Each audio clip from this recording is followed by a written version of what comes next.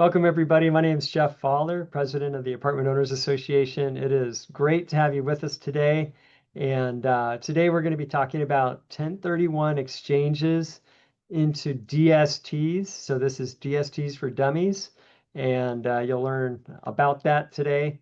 And I do want to mention we've had a couple different live streams that we've done in the past several weeks that might prick your curiosity. We did a crash course, a tenant screening crash course. So if you're looking at screening applicants in this season, then I would highly recommend watching that one. You can catch it on YouTube.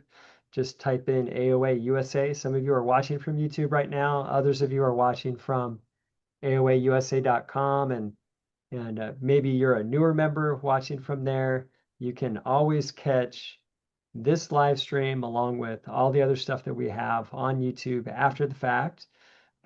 So we want to welcome you. And there's a new member orientation that's been recorded that's on YouTube. And so just type in the word membership on that AOA USA channel, and that'll come up for you. So yeah, there's that tenant screening crash course. There was a move-in, move-out crash course that we did with Dennis Block, and that's also informative as people are coming and going in this cycle here. And let's see, coming up in the near future, we have understanding the unlawful detainer process done by an attorney. So that's a good one just to understand if you're newer to the industry, or if you've never had to do one before, that would be great.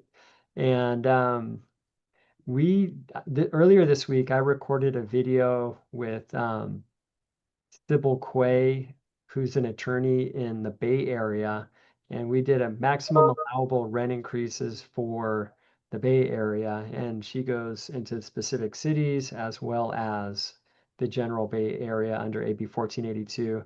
So that's a video. It's not a live stream. It's just going to be a video that we release.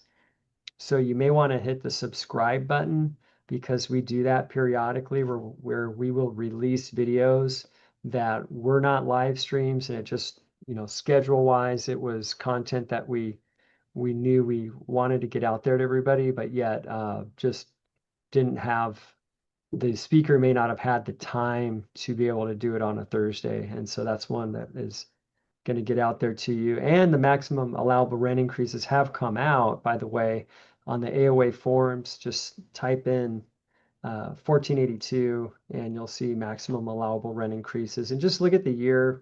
There's two of those forms. One is for 24-25.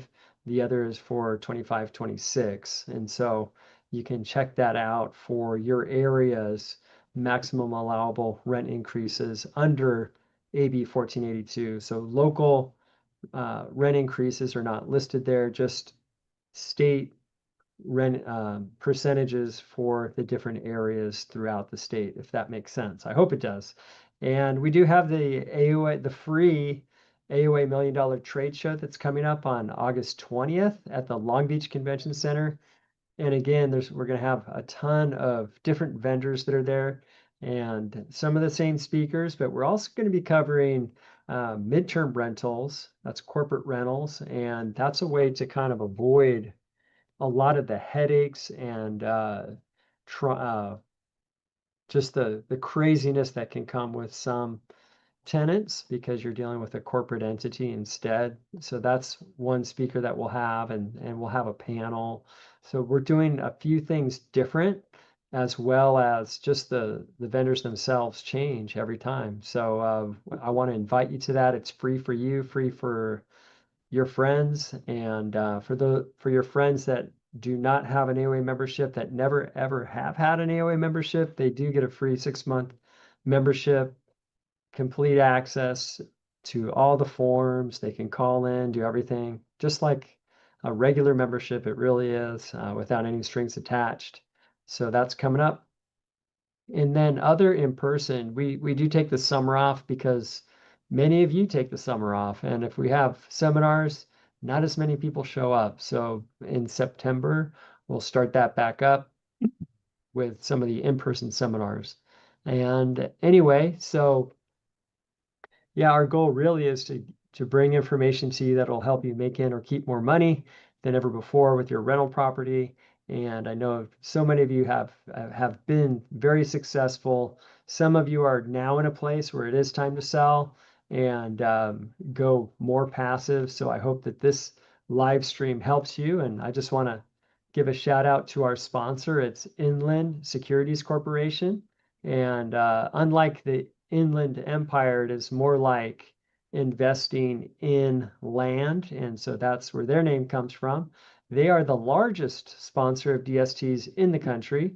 They've been in business for over 50 years and they have over 11 billion in DSTs just over the last 13 years, which is incredible. And one thing that they like to pride themselves on is a customer first culture. So you'll have to give them a call and see what that means for sure. Our speaker today is the managing director at Inland Securities Corporation, and he's been involved with DSTs for over 2 decades, and personally has been involved with over 4 billion in California over the years. And so it's my pleasure to have Charles Jensen with us. So welcome, my friend. Yeah, Jeff, great to be here today. Hope you can see my slides here. It's a pleasure to be on the Apartment Owners Association webinar, and we've done this a number of times here now. Again, my name is Charles Jensen, Managing Director with Inland Securities Corporation, and I've been doing this for 2 decades, over $4 billion. Done a lot of transactions. We've seen almost everything, as you can imagine. So, feel free to bring me in any conversation. Do a lot of consulting on the Delaware Statutory Trust. And again, we can bring in different qualified intermediaries and folks in to help answer questions as well. So here's my contact information as we get started. And today we're going to talk about the Delaware Statutory Trust, or utilizing DSTs in a 1031 exchange. In this presentation, we're going to go over the basics of 1031, just a reminder of the timeframes and some of the do's and don'ts. We're going to go into the basics of 1031, the Delaware Statutory Trust. We'll even touch on the 721 exchange as well, and the differences between the two, quite in a very simple way to help explain which one's right for you. So as we get started here, some disclaimers and risk factors. We know that past performance is not indicative of future results, so always read your private placement memorandum. And we put all the risk factors inside of our documents, so at least 50 pages worth. So we have to make them up. Anything could happen. We have to give you scenarios and kind of walk you through it. So as Jeff mentioned, when I say the word inland in California, inland real estate, Inland Securities Corporation, people always think we're headquarters somewhere in Riverside or in the desert somewhere, right? The reality is we're started by four Chicago school teachers that met in the 1960s, and they realized they're not going to strike it rich, I guess, teaching school for $6,000 a year. They had summers off, they had weekends. They decided to teach at the same school so they could communicate a lot easier. And they started buying real estate to supplement their income. They wanted to, buy a few properties and live off some income and go on some nice vacations each year. Well, what happened was they did their first deal, and the only phone they had access to on their breaks at the school lounge was that school lounge, right? And they made the phone calls, did their first deal, piece of land in the land business. They developed into a small apartment building.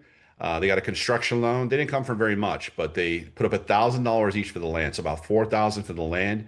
Got a construction loan. The deal went very well. They literally doubled their initial investment when it was sold, and thus started the Inland Real Estate Group of companies. Other teachers started coming to them saying they wanted in on the next deal and the next deal. This got larger and larger. Teachers talked to other teachers, and over time, they had money coming from teachers all over the state of Illinois and all over the Midwest. After 5 years, they got so big, they went full time into real estate in 1967. Here's a little timeline for you. They incorporated in 1968 in Oak Brook, Illinois. And if you know Oak Brook, it's famous for McDonald's original headquarters. It's just down the street from us. Over the years, they kept buying land and building apartments. They bought pre-existing apartments. We started management companies, right? We started a bank, a mortgage company, did everything, all the services vertically integrated into the real estate. Over the years, we got into retail, office, industrial, medical, storage, more apartments, student housing, manufactured housing, you name it. By 1989, Inland got so large, we became the largest landlord of Walmart nationwide. Imagine that, the largest landlord of Walmart nationwide. Today, And as far as private real estate is concerned, we're in the top 10 landowners and commercial property owners in the United States of America. And as Jeff mentioned, we are the number one sponsor of Delaware Statutory Trust since 2004. So it's quite a record. And part of that is we've taken over 230 full cycle transactions over the years. That's more than almost the whole industry put together. So if you're looking for a trusted sponsor in the DST space, look no further than Inland Real Estate. Uh, why would you do a 1031 exchange? And this is very basic, but we're all on different levels here. So let's just go over the basics of 1031. Exchanges have been around since 1921. Allows you to defer your gains on real estate. So let's say you bought a property, for $100,000 in Los Angeles, right? And today it's worth $1 million. If you utilize 1031 exchange, you would defer all of your taxes, right? So the four major taxes you run into, as shown here in the bold, is the first one is depreciation recapture. This is the hidden tax because people forget about this, the fact that the IRS will claw back any tax benefits they gave you up to 25%. So if you got $100,000 in recapture depreciation as shown here, they're going to charge 25% on that or 25,000. The biggest tax is the federal tax at 20% or 200,000 on the million. The next largest tax is the state level tax. Now I know Jeff, you'll kind of laugh at this too, right? You'll see 5.1% presented here. 5.1% is actually the average of all 50 states. Reminds you how high our taxes are in California, the highest state taxes in the nation, upwards at 13.3, right? So forget 51,000 on this national presentation. It's closer to $133,000 here in California. Also, the Obamacare Medicare tax, that 3.8%, is applicable to the sale of investment real estate.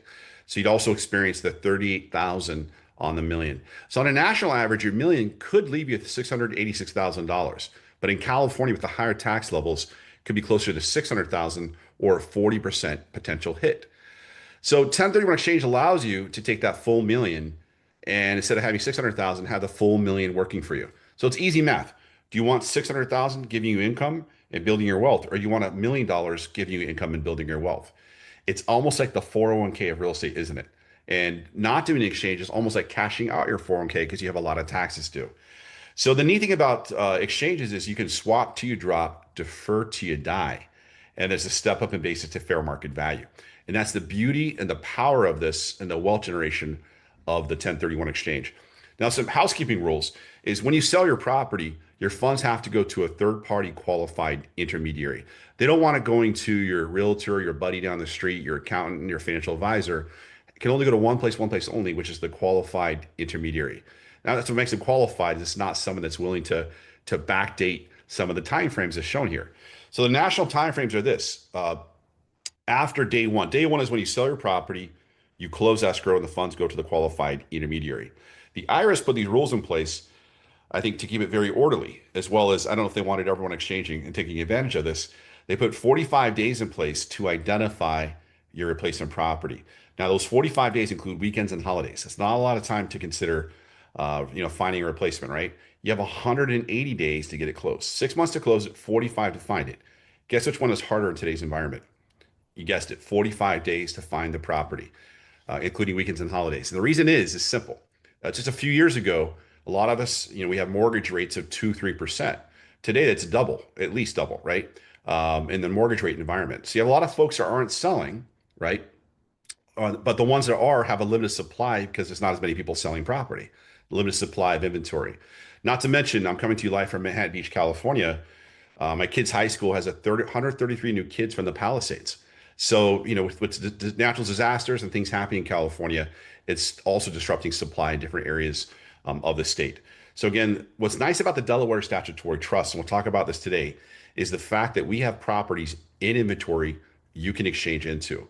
So you don't have to worry about the 45 days of finding it because we're holding a proper inventory in advance. You're not worried about falling out of escrow. Because if you fall out of escrow on day 46, you're up a creek, you're paying the taxes, and it's better to be in a position where you're getting this identified in the 45 days. So to complete a like kind exchange, the property has to be held for investment or business use. So a 1031 like kind exchange is selling any property held for investment or business use. And what qualifies is exchanging to any property held for investment or business use. So you can't exchange your personal residence. If you did, you'd have to move out of your personal residence for 2 years to turn it into a rental property, and then it becomes exchangeable.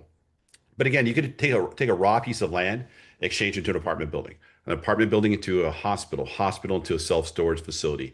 Heck, you can even exchange air rights above a building, water rights, mineral rights below a building.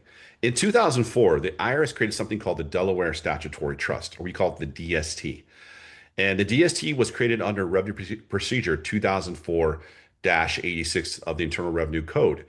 And doing a DST is as easy as one, two, three. Step one is you sell your property, usually via your realtor, right? We don't sell your property for you. Sell your property via your realtor. Step two, the funds go to the qualified intermediary. And step three, you do paperwork through a financial advisor to wire into a Delaware statutory trust. So it's very easy to do. Now, there's six major reasons people like a Delaware statutory trust. We're going to go through the pros and cons today of the DST. And then we're also going to explore the 721 exchange route and explain the differences because there's pros and cons to both. Now, the DST, the 721, is not right for everyone, right? But if some of these boxes check for you, this may be a potential solution for your exchange needs. The first thing we'll talk about of a pro for doing the DST is access to high quality institutional grade property. Heck, maybe you're selling a duplex right now. It's $1 million or $2 million, right? What's that going to buy you in today's market? Not a lot. And even when you buy it, you're going to have some deferred maintenance, some roofing issues, and some maintenance issues that pop up, right? In a Delaware statutory trust, we allow up to 500 investors typically into the Delaware statutory trust. So imagine we have my $100,000, which is the minimum. We got Jeff's million. We got Israel's 10 million. We got Bill's 20 million. Times 500 people, we're dealing with hundreds of millions of dollars. Imagine what you could buy, right? So for example, ESPN's headquarters in Bristol, Connecticut is an inland Delaware statutory trust. AT&T's headquarters, their U.S. headquarters is an inland Delaware statutory trust. FedEx facilities, Amazon facilities. It could be student housing, apartments, healthcare, self-storage. These are all asset classes that we tend to pick up in the DST space. Our theory these days and our thesis is we don't know where retail is going, right? Because of Amazon. We're buying the Amazon headquarters now, right? So we stay away from retail. We stay away from office mostly because office with COVID. We try to focus on the asset classes that make sense because of the demographic shifts in America. We know by 2030, over 22% of the population will be over 65 years old. So we're following that silver hair tsunami, the wave of folks going through retirement. They're going to need apartments to retire into for their independence. They're going to go into assisted living facilities. Their stuff goes into self-storage. Their kids go to school. You get the idea. We're trying to focus on that silver tsunami as a thesis for our investments today. The next thing is you get access to high quality properties and no management. So imagine giving management to 500 people. That would be chaotic and a cluster, right? So what happens in a Delaware statutory trust is we handle the management, the day to day. So you get out of the terrible T's of ownership, right? The tenants, the toilets, the trash, the turmoil, termites, teenagers, taxes, all the terrible T's. And in a Delaware statutory trust, you get your monthly income. You're in a passive investment. So you're in the terrific T's, right? Time with kids, travel, tennis. You can go to Tijuana in your Tesla, drink some tequila, right? There's a lot you can do in a DST because you can do what you want to do and not have to deal with the tenants, the toilets, the trash of traditional management, right? So, for example, I have 3 different DSTs at Inland personally. Every first of the month, I get a direct deposit. So you get monthly income. I choose my checking account and go to your brokerage account, wherever you want, but you get monthly income direct deposited and you're not chasing the rent check, right? You get monthly statements, you get quarterly updates on the property level, financials, occupancies, new pool at the apartment complex, whatever's going on, right? At the end of the year, we give you a 1099. So obviously, you pay tax on your rental properties. On your apartments, you pay tax, right, on the income. Same is true for the Delaware Statutory Trust, but we do have some sheltering that's built into this. So in this example, if you follow my cursor here, this person has 2.7% interest in a Delaware Statutory Trust. They receive $77,000 in income over the course of 12 months, but it's offset by the mortgage on the DST, which we'll talk about in 2 slides from now, of $32,694 in the interest expense on the loan. In addition, you sold your property. If you have depreciation left over, that's going to carry over into your exchange, right? So your typical DST is between 4 to 5% income net of all fees today, net, right? And with the depreciation and anything left over, it can help offset your ordinary income. So you're getting really 6 or 7 or 8% depending on your tax bracket. So all of the income goes to you each month. All of the outcome goes to you when this gets sold. If there's appreciation, that goes back to the qualified intermediary and starts your process. So let's make this up for example, just for fun. Let's say you went to a Delaware statutory trust, you got income each month of the year. Let's say we got an offer for 20% appreciation, right? That 1 million is now 1.2 million. The money goes back to the qualified intermediary and you get back to the 45 days. At that point, the traditional DST allows you opportunity to make a choice. You can go back into another DST. You can roll it into another property if you're choosing anywhere in the nation, or have it rolled to your checking account, or all of the three. But the idea is that we're trying to accelerate some of the depreciation. Most depreciation is over 27 and a half years. We're trying to pull that depreciation to the first, 7 to 10 years to maximize the max write-off on your ordinary income. So super simple 1099s. A lot of folks just plug these into Schedule E. With my 3 different DSTs, my accountant plugs it into Schedule E, property A, B, and C. Here's your income. Here's your write-off, and super simple to do. And the fact it's a 1099 comes on time each year. I'm still waiting on 4K1. So that's one of the nice things about this. The next thing is diversification. A lot of times you're selling one property and you're finding one property. There's something called the 3 property rule. The IRS says if you sell one property, you can identify up to 3 new properties through Section 1031 exchange. You can split it 3 different ways. There's another ruling called the 200% rule that says you can go into 4 or more properties. Let's say you sold $1 million property. 200% is $2 million. They say you can identify up to $2 million in real estate. So for example, say you wanted to buy $100,000 condos in Indiana, you could do that through the 200% rule. So this is something pretty neat. Again, hard to tie up 4 properties, 3 properties in the 45 days. Now, most DSTs, some of the DSTs are singular properties, like an ESPN would probably be a singular, and Amazon might be a singular, hypothetically, right? But when you look at apartment deals or healthcare or self-storage, they tend to be portfolios. So let's make some hypothetical examples because I can't talk about real offerings on the screen here today, but I can talk about hypotheticals.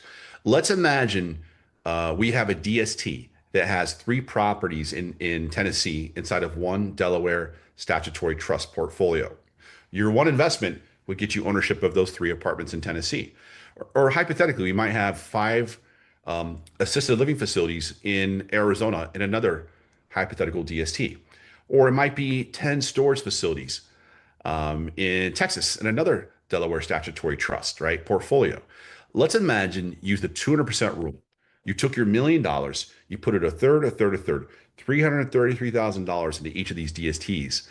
You just went from one property in Los Angeles, California, into 18 properties in 3 states and 3 asset classes. You see the diversification?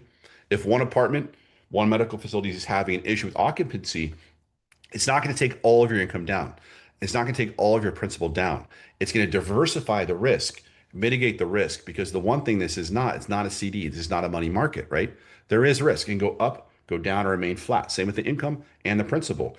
Our concept here is to go into high quality properties, mitigate the risk through proper diversification, and help you find these properties that you desire in these asset classes that follow the silver hair tsunami, if you will. The next thing is limited personal liability. The Delaware Statutory Trust is a trust, right? So it's bankruptcy remote. It helps against some slip and falls and stuff like that. But also, here's the biggest concept to think about on an exchange. A lot of people are carrying debt, right? Now, let's just take a typical exchange. If you're selling $1 million property, you have to go back into a million in real estate equal or greater. Anything less is considered taxable. So if you sold $1 million property and the net sales proceeds after realtors paid out is $1 million, you need to go back into a million in real estate to defer all of your taxes. Let's say you sold $1 million property, but you went to an $800,000 property, something lower. You'd have to pay taxes on the $200,000 you did not exchange, right? So you can go greater by adding more equity or adding more debt. So to make this simple is a lot of people are carrying debt on a property. Let's imagine you have a hypothetical apartment that you own in Los Angeles, California. It's $1 million, right? And you're selling this property, but there's a $500,000 in debt. So the capital stack is a $500,000 in debt on the mortgage, a $500,000 in equity equals your million. You sell this property. What happens to that debt, the 500,000? gets paid off back to the bank through escrow.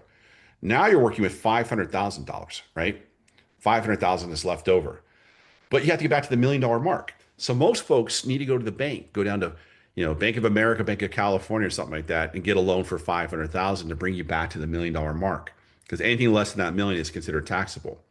Now imagine trying to get that loan for up to 500 people in a DST. How hard would that be? How long would that take? Right? It's complicated, would cause a lot of fees. The IRS realized this.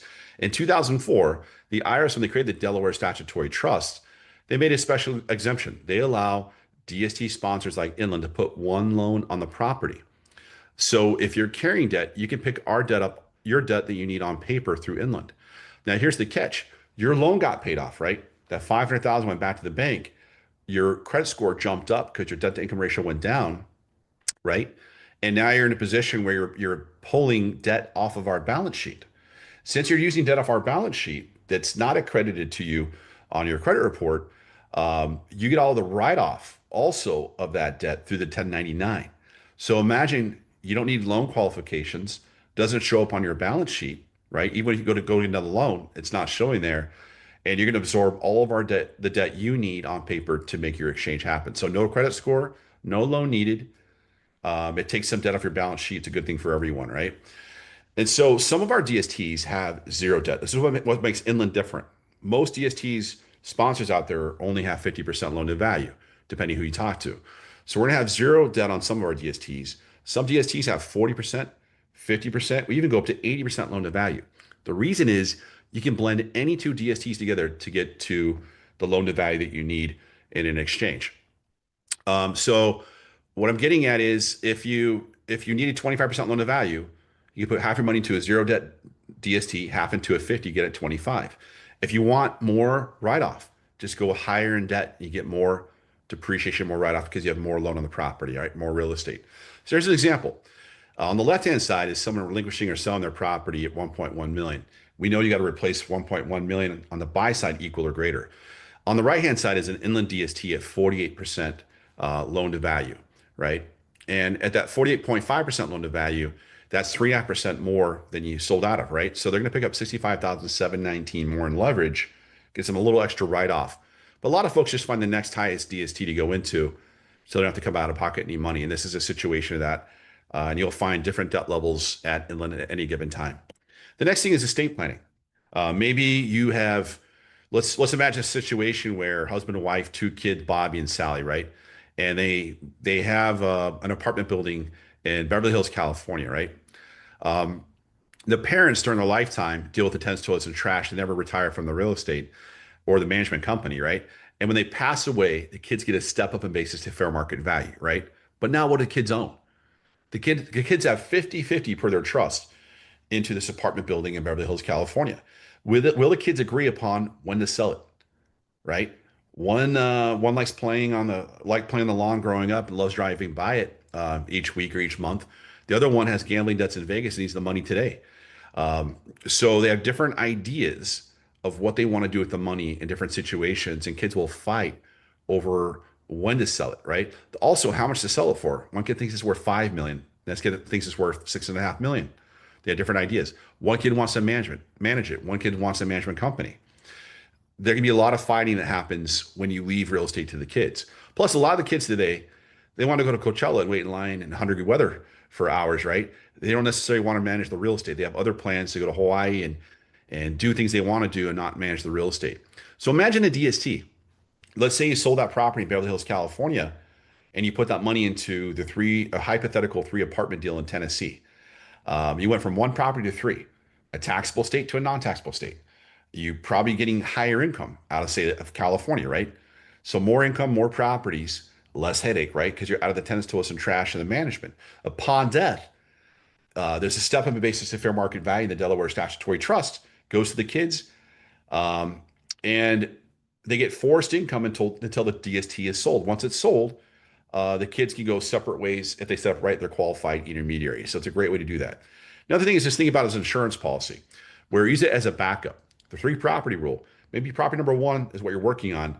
Property number 2 and 3 can be a DST as a backup in case something happens.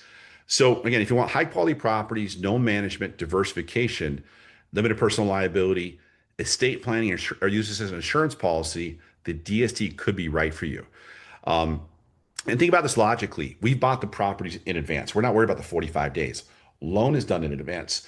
Due diligence is done in advance. We're going to get this to you on a menu, like at a restaurant, to pick from what DST you want when you're ready to do your exchange. You're not having to worry about finding it, diligencing it, or getting the leverage on it.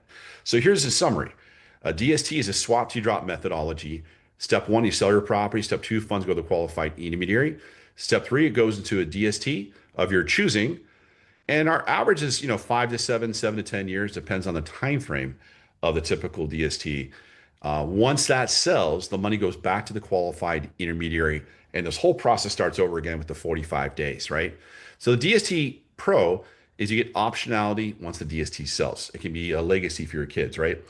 Um, the downside is limited liquidity. Like, you got to wait for 5 to 7, 7 to 10 years for the DST to sell. That's the big thing.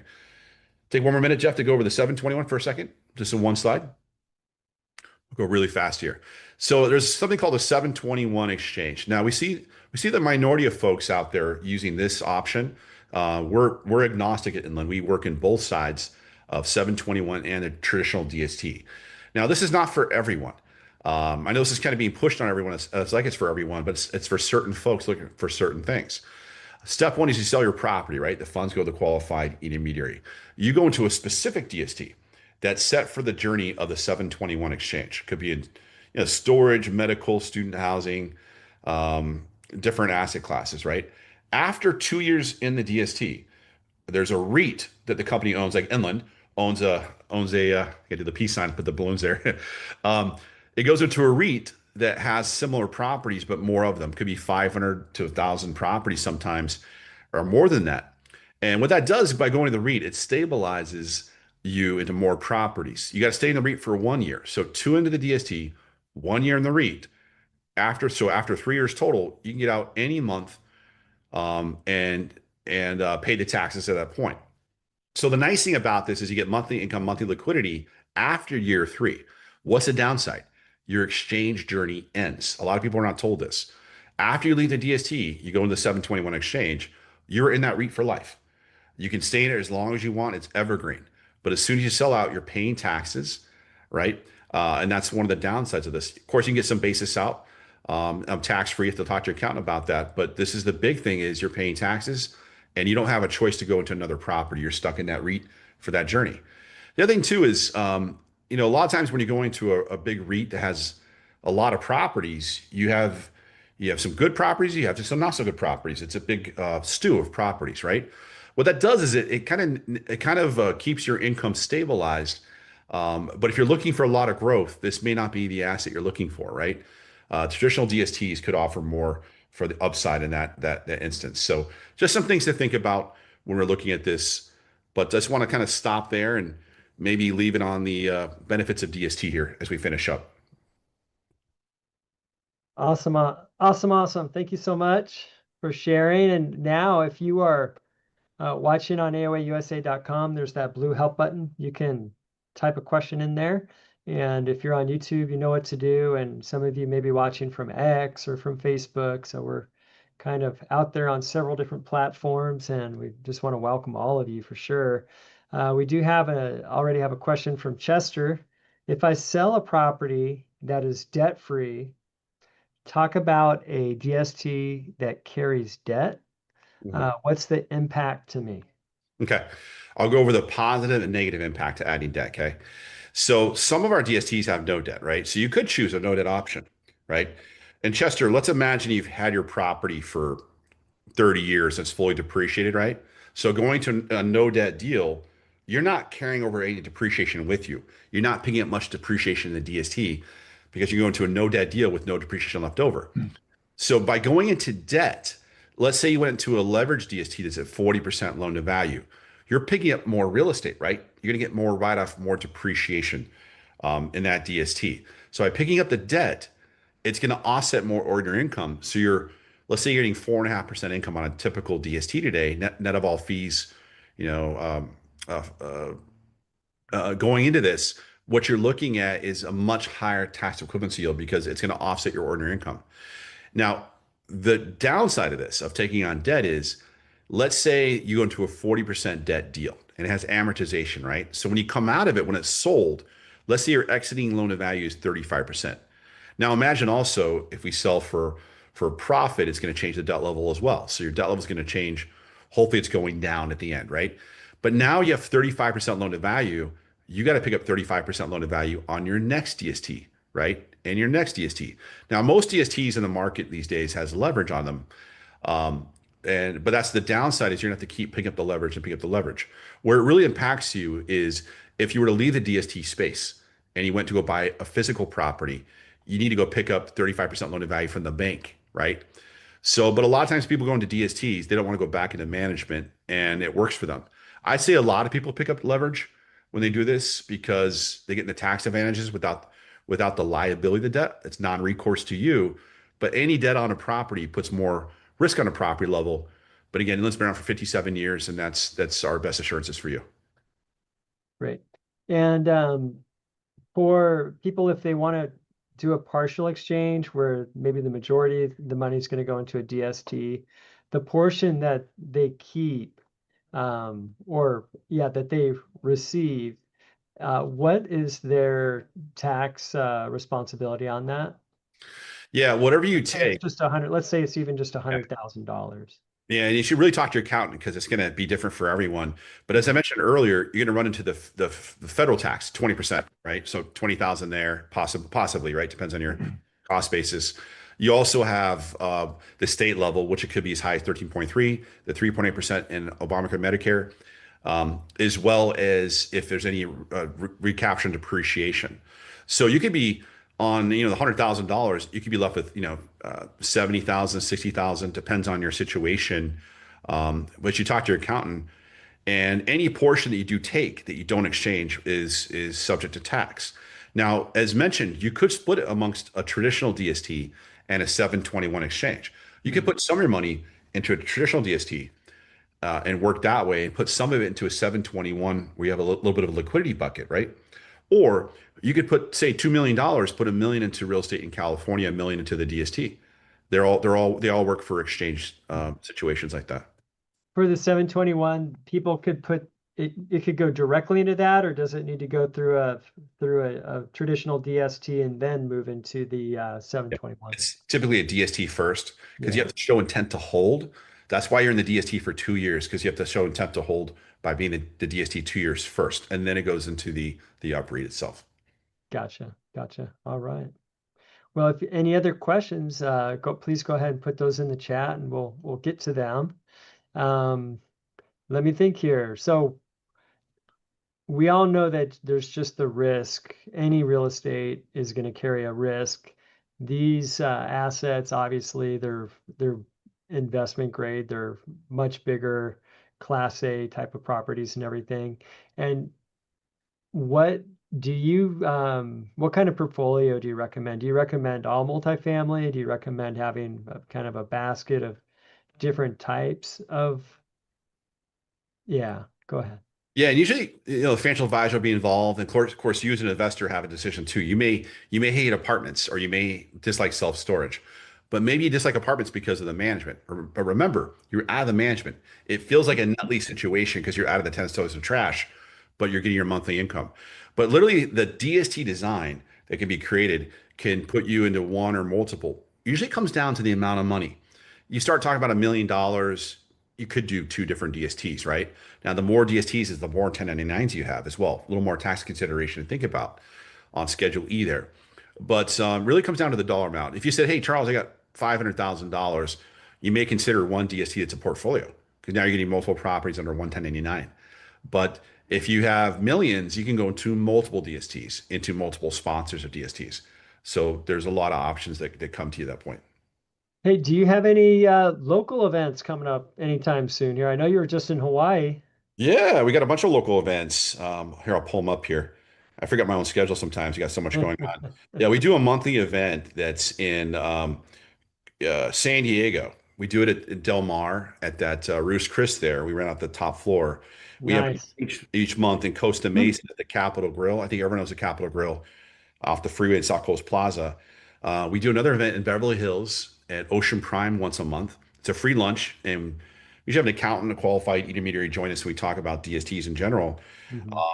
We also do one in Pasadena, one in Woodland Hills, and I did one on Tuesday in Honolulu. So the next one is coming up in Costa Mesa on June 10th. June 10th at 11:30 a.m. In Costa Mesa. June 12th is in Del Mar, California, San Diego area, 11:30 a.m. Reach out to us if you want to RCP, and you can bring people with you too, learn about this. Santa Barbara on June 16th, and then Westlake Village on June 17th. After that, June 24th is Beverly Hills. June 26th is Pasadena. So we're getting around. We have a huge seminar series going on. Hmm. Great. Well, thank you for sharing that information. And they can go to the inlandprivatecapital.com and maybe find that schedule too. Yeah, yeah, you'll find some of this. You won't find our properties listed. You'll find some information. Right. So Um, for them to go to those events, what's yeah, the best way for them to register for that? yeah, give me a call. 424-291-0064. 424-291-0064. I'm sure they're showing my email on screen too. But the Yeah. best way to reach me is that way. Yeah. Great. So yeah, I just want people to know that that's an option. Obviously, just call them to begin with, right? Yeah. And there's those in-person options which might be good. And anyway, Charles, we really appreciate you. And I hear that you're going to be in the free AOA $1 million trade show. Is that right? Yeah, we'll be there. We'll have a booth there as well. So looking forward to Okay. that. So meet Yeah. him one way or the other. You got to come shake this guy's hand and pick his brain. Love to meet you. I've done over 4 billion in exchange volume. So there's not much we haven't seen. We have a lot of great ideas and solutions for you working with your financial advisor. And we would love to talk to you. Cool. All right. Well, we should have a live stream for you next week, and definitely check out. We're going to be releasing a couple different videos. I think I want to do one on how to detect fake IDs, and so maybe next week I'll get that one out, and it won't be a live stream. So hit the subscribe bell over there. Oh, here we go. Before we hang up, I got Chester's got one more question in here. Can the portion, say 100,000 not exchanged, be offset by carryover passive losses? That's the Yeah. question. Yeah. Passive losses, passive income, it's all there. That's why it's good to bring your accountant in to look at situation because you may be able to pull out some money, right? It depends on your situation and what's going on. So that's things we should look at for Cool. sure. All right. Well, thanks again, Charles, and thank you all you AOA members. We so appreciate you, and we're working hard to keep all the forums updated. And yeah, so we just appreciate your feedback, and we want to continue working with you and bringing the best uh, information and resources for you as possible. And I should mention this just because it is the time of the year where there's a lot of turnover. Please, we've tried many different ways to communicate it, but that instant criminal report today in California, doesn't matter which tenant screening company you're using, they're really, really limited in what they can do, just because of California state law and how that's impacted criminal data at the county level. And when you run an instant criminal report with us or with any other company, it only is looking at the criminal file. It is not looking at civil misconduct, where you will find in civil misconduct, you're going to find you're going to find the domestic violence. So if you are dealing with multifamily, you really need to be looking at that. You want to have a peaceful, quiet, safe environment. And so we have a search called the Live Investigator Search. We've literally hired a private investigator. If you want to go do that on your own, it's going to cost you 80 bucks, 100 bucks. We do this for $28. We've brokered a deal and it shows up in your credit report. And we do a skip trace. They're going to look at every single county that's represented in that trace. So wherever that person has lived that's showing up in the skip trace, they're going to search that. They're going to hold the file in their hand and look at that. They're also going to look at the civil file. So the evictions are going to come up. If they're litigious, that will come up. If there's the civil issues, like stalking and all these other things. It's going to come up there. We had someone, AOA member call and say, "Oh my gosh, one of my renters is like a famous YouTuber and they're a fraudster. How could I have found that out?" And maybe it would have been hard to find out, but if they'd run the live investigator, if they've been convicted of anything on the civil side, it would have come up at least. And so that's just a story from this week in our credit department. So if you haven't signed up for that, it does not require a site inspection. You just need to fill out an online rental application and I'm sorry, an online end user agreement for that, and we'll get you set up for it. And you can run the criminal, the eviction, the skip trace. Like those are the things that you can do with that without needing the site inspection. Anyway, so we'll close with that and just want to again thank everybody, and we'll see you next week.